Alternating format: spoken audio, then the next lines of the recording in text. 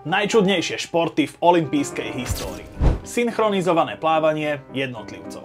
Pointou synchronizácie je, aby dva a viac prvkov pôsobili ako jeden. Olympijskej komisii z nejakého zvláštneho dôvodu trvalo 3 vydania hier, kým si to uvedomili.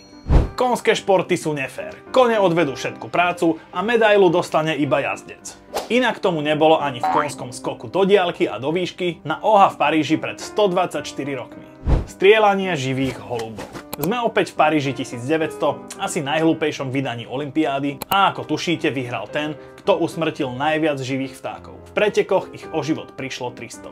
Umenie bolo jednou z dlhoročných olympijských disciplín a zaradiť ho navrhol samotný Coubertin. No keďže umelci boli v tom čase na rozdiel od športovcov profesionáli, bolo to v rozpore so spiritom a nie, no proste s duchom olympijských hier. V 1954 bolo zrušené.